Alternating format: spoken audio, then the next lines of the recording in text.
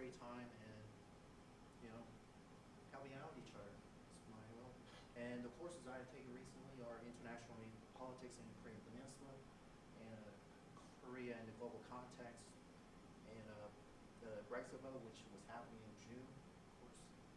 And so that's all about what I'm about myself. So today we're just going to talk about North Korea, specifically about its refugees. So it's titled "Escape from Oppression and Search for Freedom." So as we all know, there's a lot of human rights violations occurring in North Korea. And the topics we're going to talk about today is, first, we're going to talk about geography, the geographical location, the government, and the history behind it.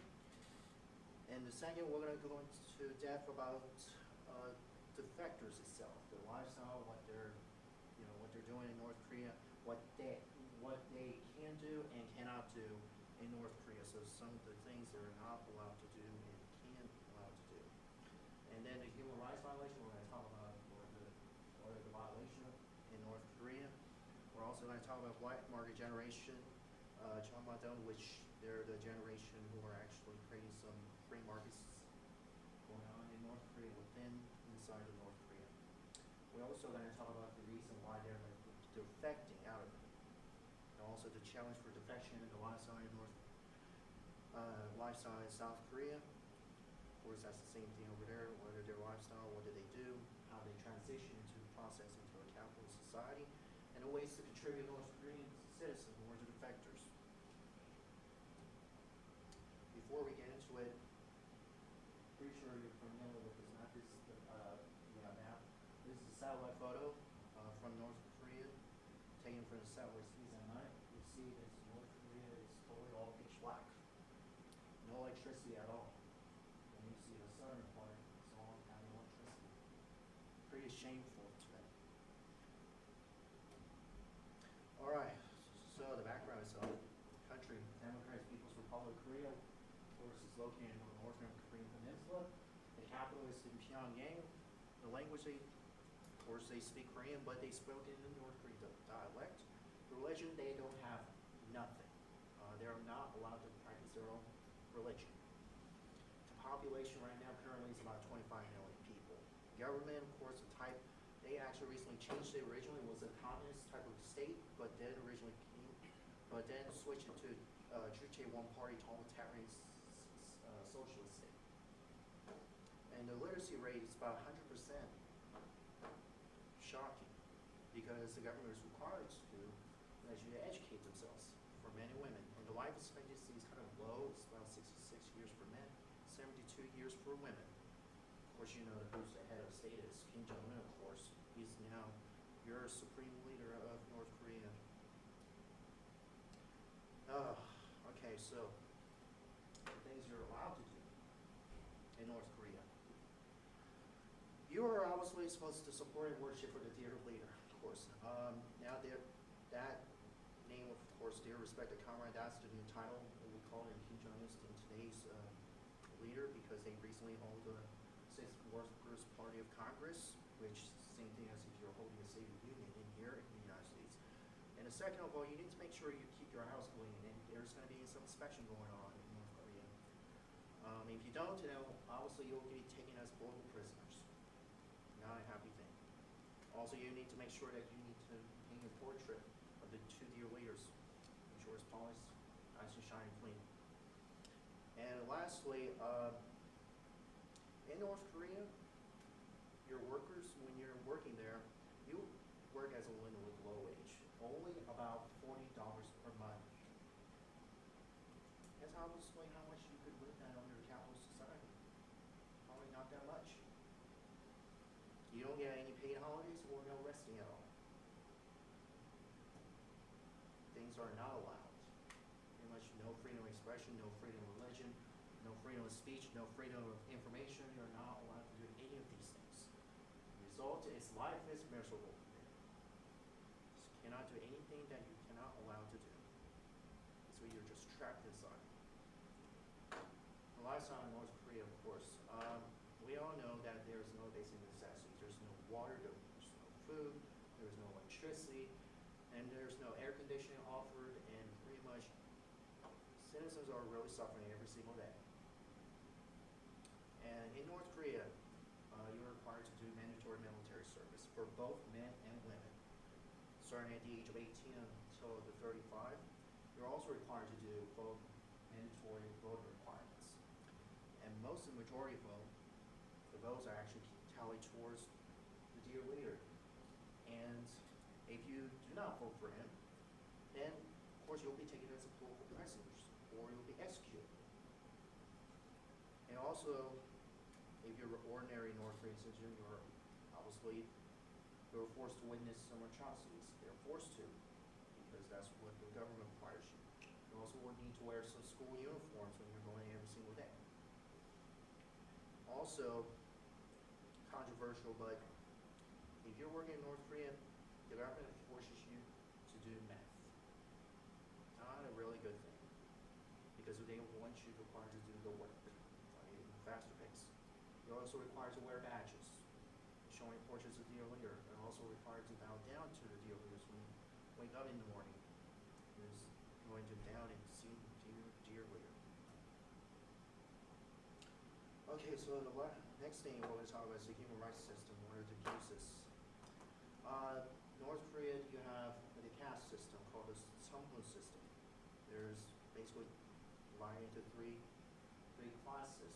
One is the core, and the core is pretty much, these are the probably considered like the upper class or the wealthiest class in North Korea. Pretty much they're the loyalty people. Basically, they're good at looking, they look good in the inside, they're looking good at the outside, of course. They're loyalty to the regime. Second one is the wage rate. These people consider probably the middle class. Probably half of them probably loyalty to the Kim regime, the other half probably not. But the Kim's regime trying to work you there, trying to make sure that you're being loyal. And the hostile, these people are probably the danger people, probably. These are the hostile people. They're actually the, what you call it, the traitors. So pretty much they're 0% no loyalty to the Kim regime, and these are the people who are taken to jail every single day. So like I said, poor look good on the inside and outside. Wavering would look good in the inside, but not good on the outside. The outside, none of them. And these are the list of people in North Korea are considered these categories. Second thing, the UN, the COI report, what that stands for is the United Nations Commission report. Recently they wrote this report in 2014 that they have been found some humongous amount of human rights violations. One, it says no freedom of speech, no freedom of press, movement, expression, etc. They're also now required to have the right to judicial process. They don't have the right to fair trial. So pretty much, they don't have the process that we have here in the United States where we're required to have a fair trial, but in North Korea they don't. They're just saying, if you did something wrong, you would be executed automatically. Third one is torture and inhuman treatment. This includes probably kicking, beating in front of the citizens, as well as something deadly.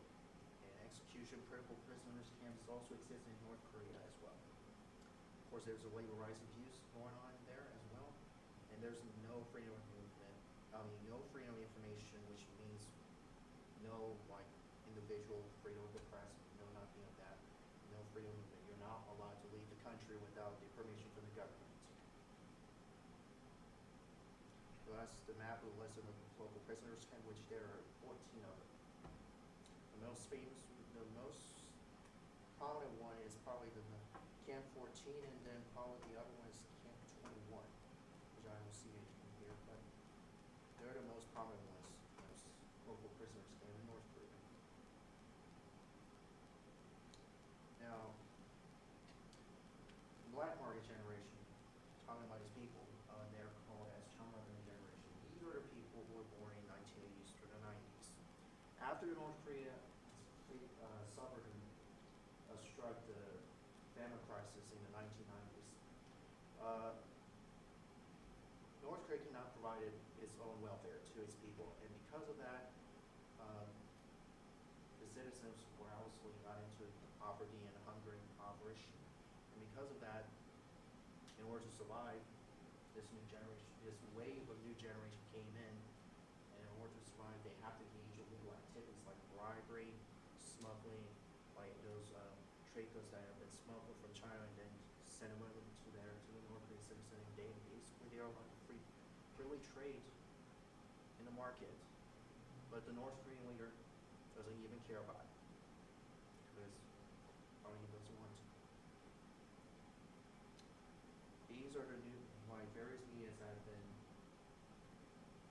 probably been advanced throughout the time when these information were available. So the first one in 1997 became a radio available to them, and then 2000, and then television came in 2004, DVDs and telephones, and then it progresses on and on and on. It's still continuing as of today. Of course, as I said, there's an increasing movement of information going on from U.S., South Korea, NGOs like Liberty in North Korea, and other types of organization that supports North Korean refugees, gain some information beyond its borders. So like USB sticks, DVDs getting smuggled in from China. The other way is getting some inside information about North Korea, so probably newspapers like daily North Korean, like NK News and all of those stuff that we can't get the information directly from North Korea. So what's going on inside of it. And of course, from South Korea, they basically send leaflets, the balloons, and carry all of those anti-government propagandas. They also send a radio station and broadcast things, but also they do allow speakers in front of each other. Okay, so a lot of you are questioning how did they escape from North Korea? First, in order to escape, you have to do the bribery process. Yeah, basically North Korean refugees were just defectors, bribe the guards. After they successfully done that, then they move out of North Korea and then try to escape away and try to go to South Korea. But there are two ways to do so.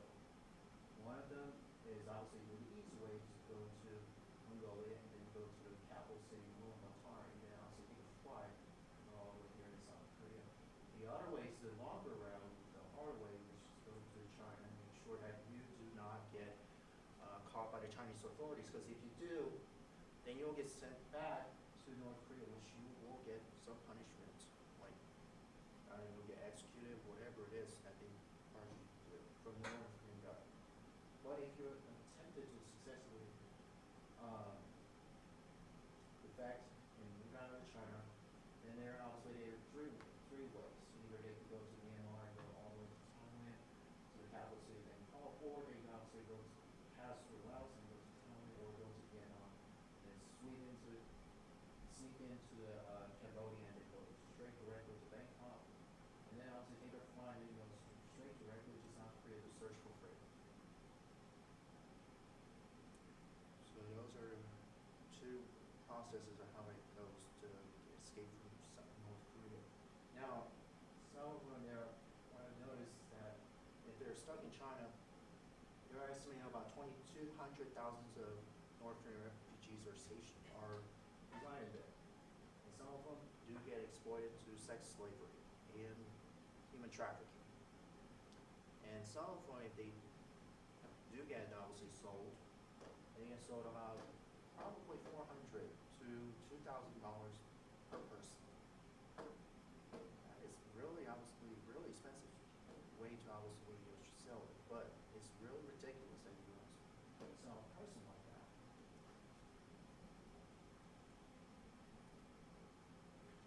So this graph shows a number of reasons why North Korean defectors defecting out of the country. The number one reason why they defect out of the country is, of course, economic difficulties. North Korea does not have a greater economic prosperity, and they have lower life prosperity there, and because of that, that's the number one reason why they want to defect. The number two major reason is probably searching for freedom. absolute no freedom, and because they cannot tolerate that, that's the second reason why they're trying to defect is to search for freedom. And also, the second graph which shows is the level of satisfaction. Their lives in South Korea, most majority of them, actually not most majority, but most majority of them actually say satisfied, while they're staying in this capitalist society, or the other half was probably said they're very satisfied. The other ones probably kind of in the middle, and these graphs are showing different types of jobs that they did in North Korea, pretty much they did and most majority of the North Korean defectors are actually defecting our ages around 20, 30 years old. That's the largest number which you can see around this net age here.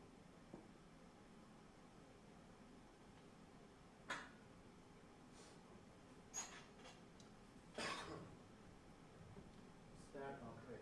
So this bar graph, this graph shows how many North Korean defectors defect out of the country.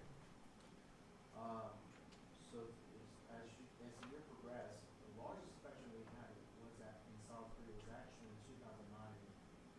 Most of the time, as the years progressed, it started to decline. But most of the defectors are actually women. A lot of them. Males tend to get less affected than female because they only provide economic opportunity to search for freedom. And recently this year, North Korean defection have been increasing a lot because a lot of purges been going on, a lot of execution because they're seeing like they want to do this or the chemistry, they cannot stand it. Defection has been on the rise recently, about probably 820 or so. Now this another graph is probably showing this comparison between the age of the height and the weight between North Korean men and women and the South Korean counterpart. If you look at the graph, you see North Koreans typically get less taller than South Korean because due to malnourishment and deficiency in nutrition. Because of that, they actually get less taller and less height and weight because of that. These are the different types of agency that actually give sort of resettlement programs to North Korean defectors. So Ministry of Education provides housing assignment and resettlement programs to them. National Police Agency, they will give the protection to the North Korean defectors for some time, probably 6 months. Also, the Ministry of Education, they also provide some educational assistance, including colleges as well. All right, challenges for North Korean defectors. The number one issue is actually unable to form basic functions, so they are unable to communicate, they are unable to unable to process their minds because of the brainwashing that they have experienced in North Korea. Also kind of misinformed about what's going on, in capitalist society as well. But they're also not able to be individualistic during the first 6 months when they're in South Korea. Because of that, they cannot perform these basic functions. But organizations, are willing to help them out within a couple of months.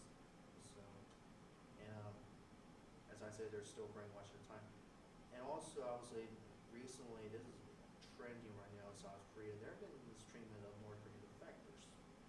I would say call them red commies, and I would say they're also called pro-North Korean sympathizers because we've seen a lot of name calling and racial slurs towards from the South Korean people. Because South Koreans probably perceive them as, probably red commies or whatever it is because they are probably considered spies. But to be honest with you, they are not. It's just they have not gotten into that type of environment where they have not met with. Also, they are having a difficult time learning English, which they're unable to adapt in the outside world, but it takes time for them to make sure that process of information, and of course processing your information does not like take about 2 or 3 months. I mean, it takes much longer time to get yourself out of your brainwashing, make sure that you're getting to adapt to outside world. Lastly, they are obviously having still struggled to make transition into the democratic society. Even after they finish 6 months of HANA 1, which is the resettlement process, even then when they finish that, they are unable to make a transition because they were obviously they're not being individualistic. So obviously, because we see some lifestyle of what's going on in South Korea, we see a lot of discrimination and prejudice. South Koreans call them probably losers or stupid because they obviously don't know anything about what's going on in South Korea. Because they obviously experience all of these. To overcome these obstacles, they obviously decided, well, they want to do TV shows and all these soap operas, to make sure that they have an idea of what North Korean life is. So they obviously appear a reality show, which the next slide showing. These are the reality show they appear, which they obviously do it for activism to increase awareness about what's been going on in North Korea when they were living there. So, as soon as they reach South Korea, what happens? First, they'll get interrogated, detained by the authorities, the government authorities. Those are National Intelligence Service and the National Police Agency. As soon as they get there, they obviously go through background check. They want to make sure they get through medical check to see if they're okay. Make sure that they don't have any tuberculosis or anything. And also, obviously the main reason why they get detained, make sure that they're not spies, first of all. Because some of the defectors have been called for spying, of course. And the second of all, as I said earlier, they get sent to the resettlement center. That's how one of over there. They'll get spent there for actually 3 months. Obviously, getting to learn some basic stuff like math, science, capitalism, government, all of these things that we have learned since when we were kindergarten. Of course, and then second of all, as soon as they get out of that 3 months, as soon as they finish graduating, they'll actually take a tour around South Korea, the capital city, to make sure that they're adapting to that environment.